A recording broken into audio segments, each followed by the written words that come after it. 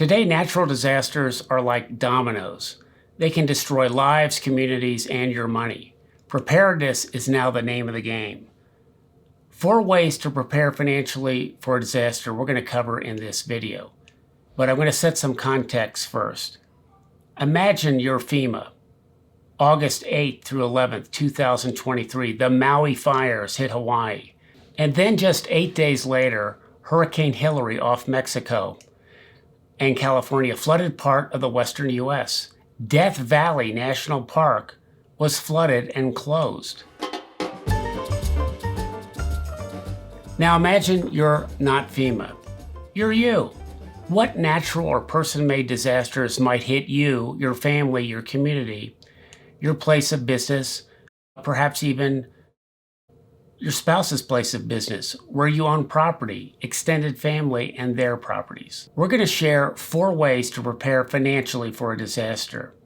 If you can imagine this, new, longer, more unpredictable disasters are on the horizon.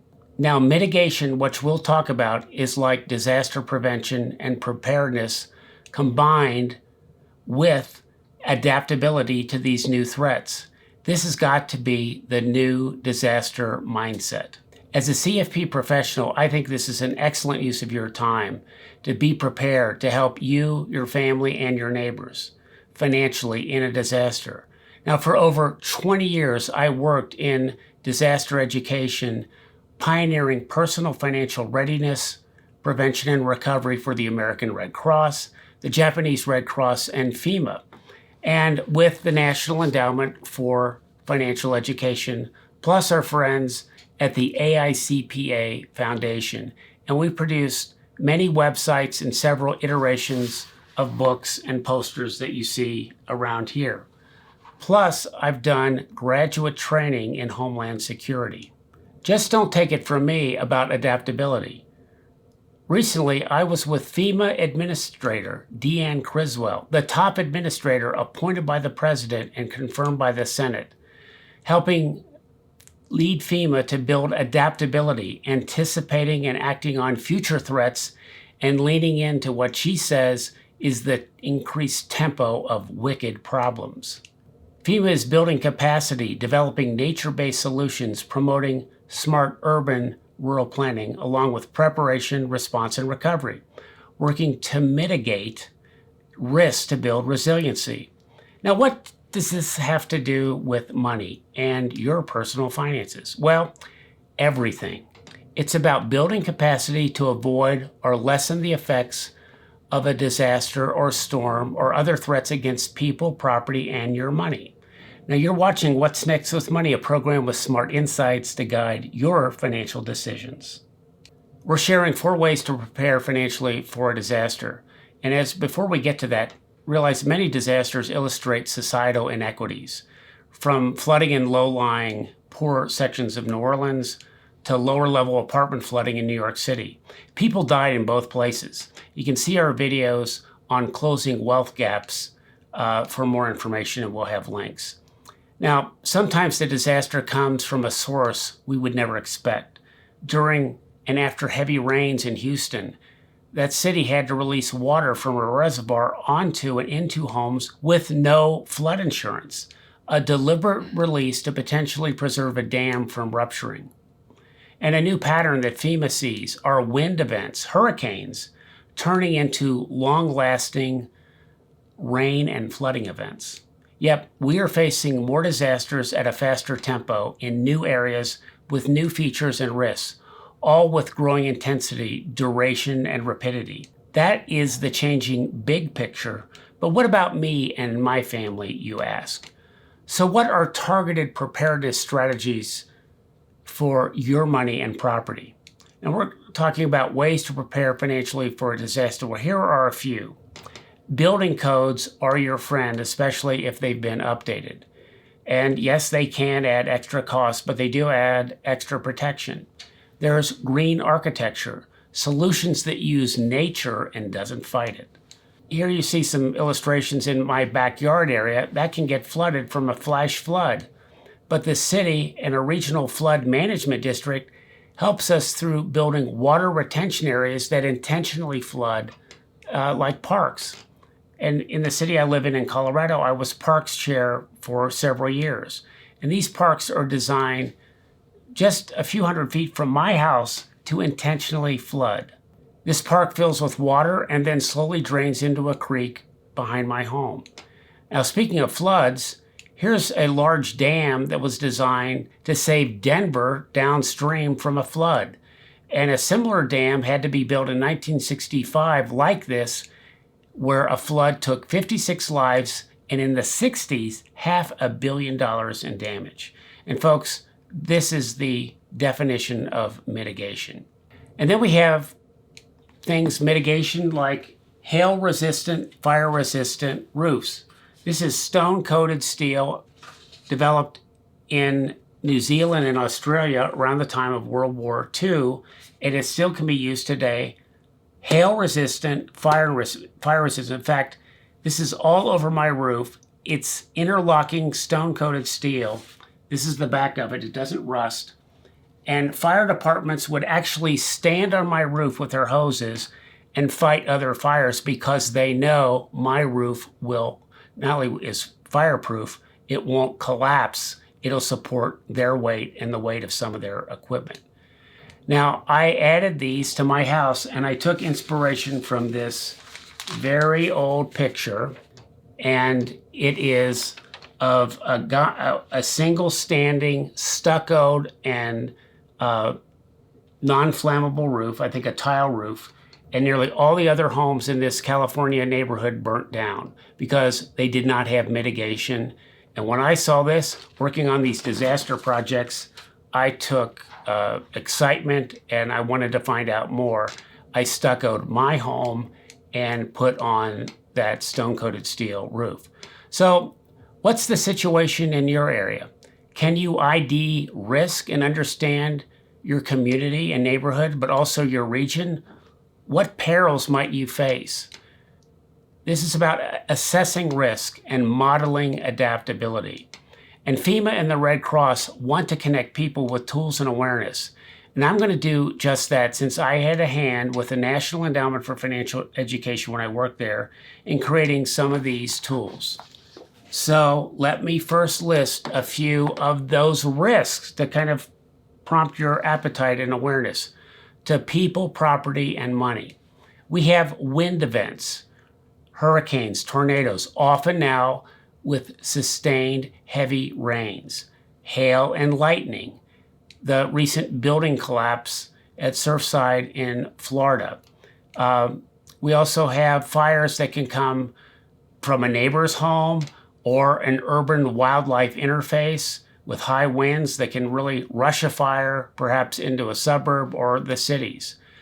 I literally saw a wildfire in its earliest stages, maybe only an hour or two, with smoke rising in Colorado Springs that could have raced into the city. This was the Waldo Canyon fire, resulting in 2 deaths, 346 homes and buildings destroyed, and 18,000 acres burned. And folks, this fire lasted from June 23 to July 10th, 2012. The fire lasted 18 days, and it could have rushed into the city. Now, to mitigate, we want to use fire-resistant materials, build and create defensible spaces around our homes.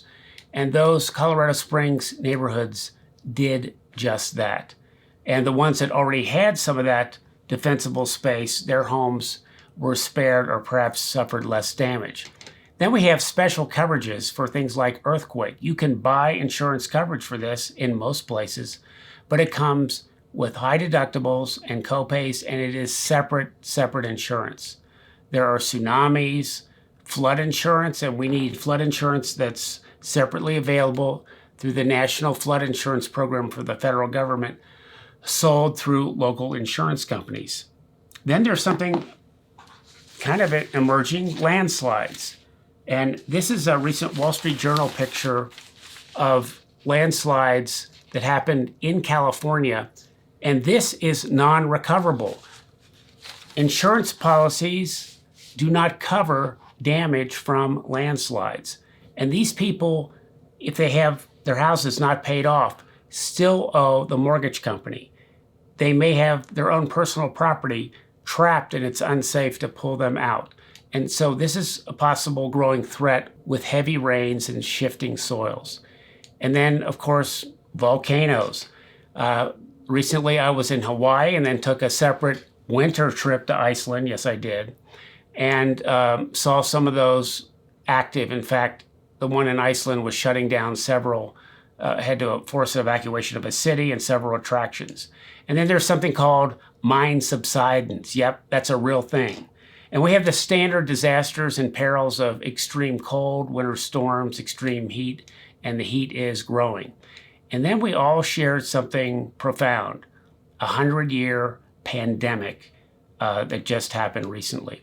Now, if you'd like to see more videos like this, please hit that subscribe and smash that like button, and don't forget to share. We're talking about ways to prepare financially for a disaster. And when a disaster happens financially, it's money interrupted. Cash flow stops or is thinned out or ceases altogether. Our salary and benefits might stop or be delayed. Out-of-pocket costs happen. The cost of relocation, temporary food, shelter, transportation, medicines. We face deductibles and co-pays regarding insurance. There are also tax issues. And then you got to look at the damage, the property, documentation issues. We have to think about safety, security. It takes time. We might need to enlist helpers. We work with insurance adjusters and deal with the claim settlement process. With homeowners insurance, somewhat the general gold standard is replacement cost coverage that can take into account changing and upgraded building codes. And then we want to be able to have that kind of coverage that could help us rebuild and even mitigate for the next disaster if we can rebuild in that area. Now, insurance companies and regulators will drive reform about what is affordable and buildable. And you can see our new video, What to Do When Homeowners Insurance is Unaffordable or Hard to Get, for more on insurance coverage and the challenge of finding coverage and keeping coverage. And also recently, this headline from California, mountain towns too risky for insurers. They're out of it. And some states like Florida and California have had to set up state risk pools.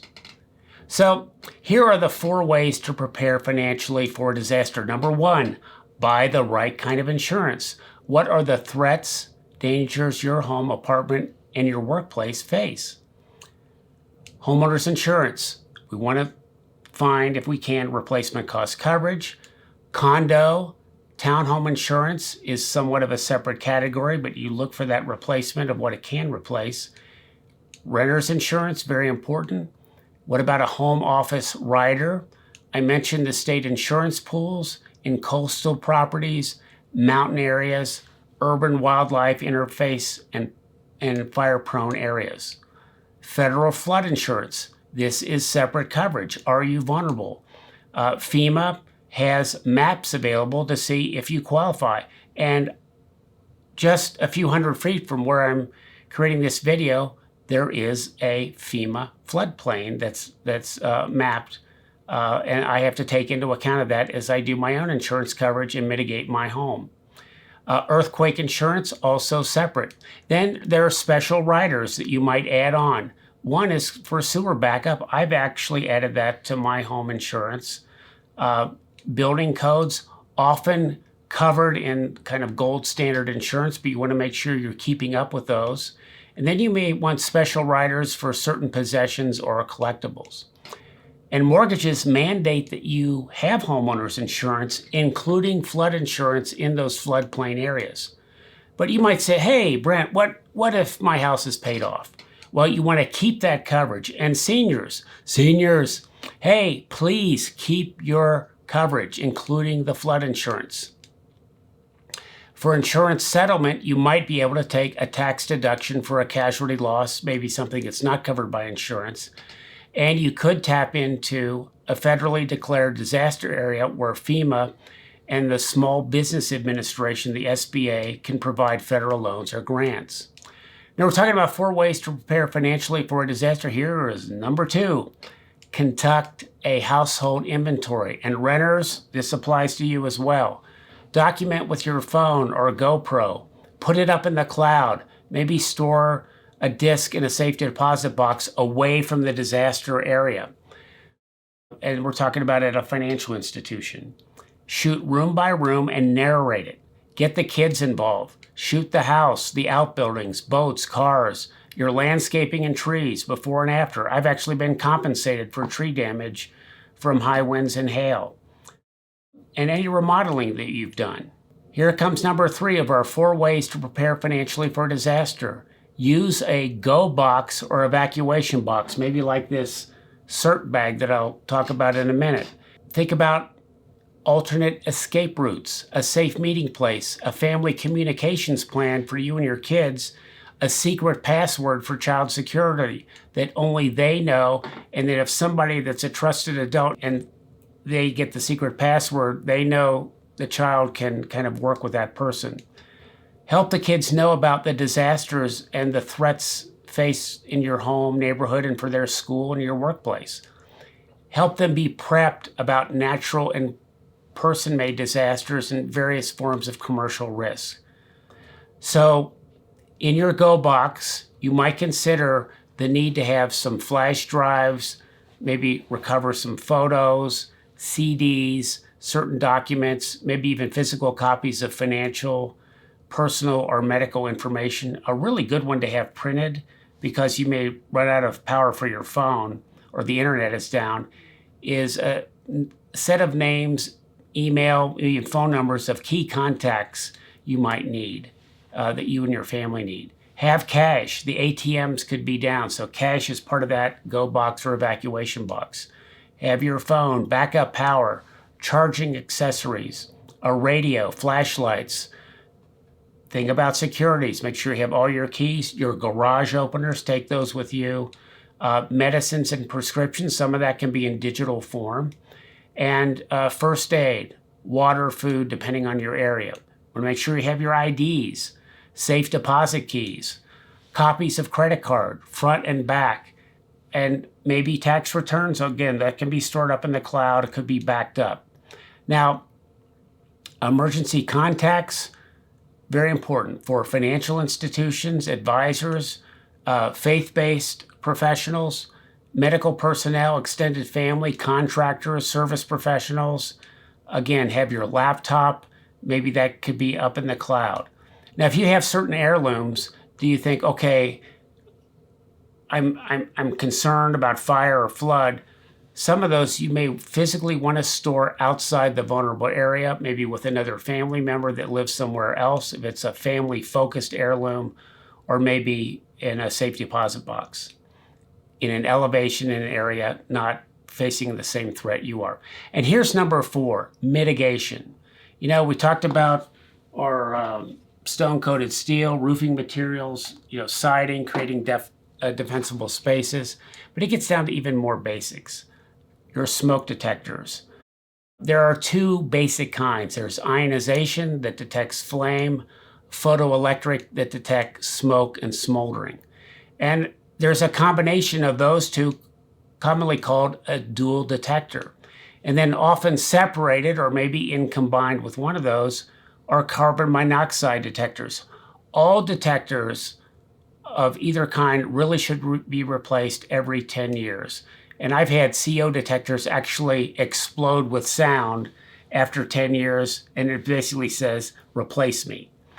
So remove brush, trim trees, mow and clear weed-prone areas that can set even wood fences ablaze. Clear gutters and screens that can catch embers. Attic vents are very vulnerable to catch embers. You might think, oh, my house is safe, or I've got certain kind of siding, but that's a place that embers can be brought into the home and probably into the eaves. You want to be careful. House numbers, you want visibility, and perhaps in 2 places. Maybe on your mailbox, they should be reflective, and one on the home. And get recommendations from local, regional fire professionals, emergency managers, police, and even your insurance company.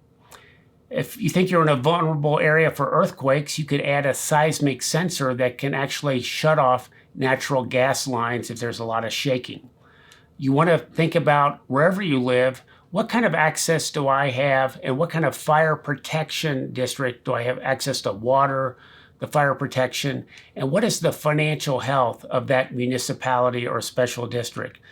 Could even be a volunteer fire department type situation. We want to think about what are the vulnerable materials in and around our home, especially on the outside, that we could maybe replace. I mentioned stone-coated steel roofing. There's another kind called metal roof called standing seam. For those of you in coastal areas, you can add hurricane shutters or even clips that kind of help keep the roof on the house adhere to the foundation. Mitigation helps. It's perfect for housing maintenance, property value. It lasts longer. It could lower your insurance premium, provide peace of mind and safety. And you can get the family all involved on a preparedness mindset. You know, we think about 9/11, that tragedy, fires, tornadoes, floods. A really important thing in really vulnerable areas.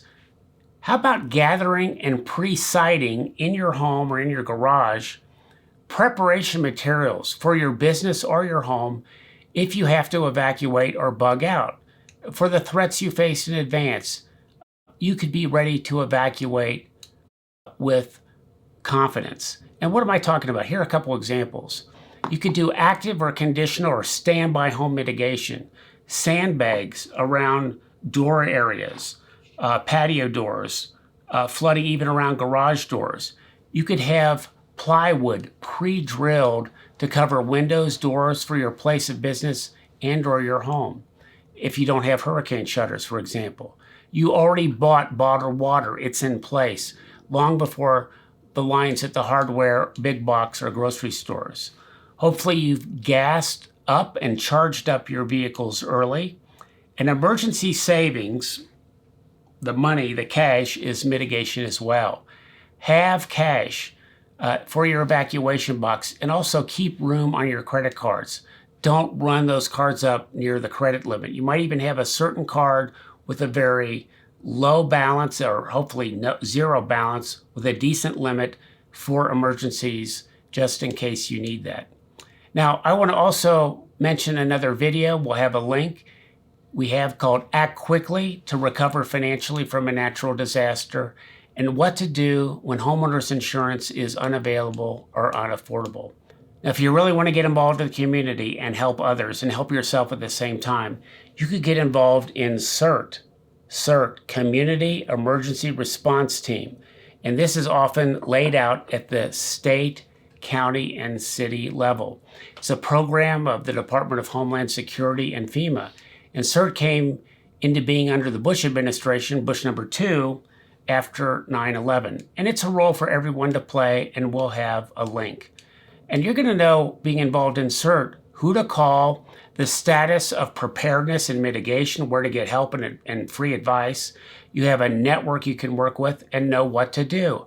I got training and became a CERT volunteer. I got this cool backpack, and the focus of my volunteerism dealt with Denver Rapid Municipal Transit. Now, also, just for fun, if you're hungry and it's a disaster situation, head on over to Waffle House.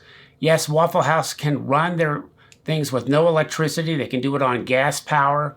I recently met in Atlanta near the Waffle House headquarters with the chief of staff.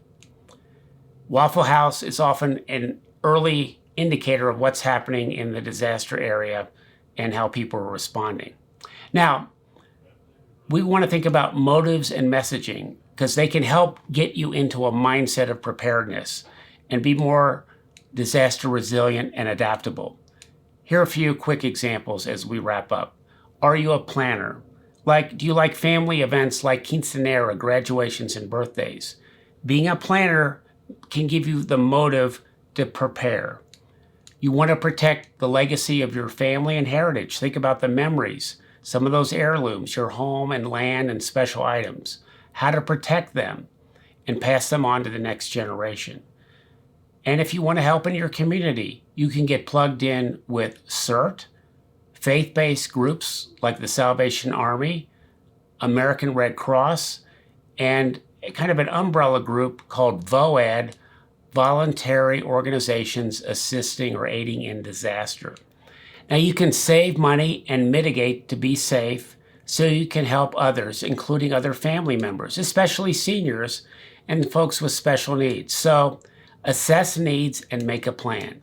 And a friend of mine, noted speaker Dr. Willie Jolly, talks about a setback being a setup for success. And most successful people can identify the 1 minute, the one moment where their lives changed, usually from an outside event, and often it occurred in times of adversity. So be ready.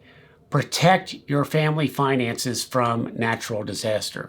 So be sure to hit that subscribe and like button, and don't forget to share. I'm Brent Neiser, looking to see you next time on What's Next with Money. And check out this video, What to Do When Homeowners Insurance is Unavailable or Unaffordable.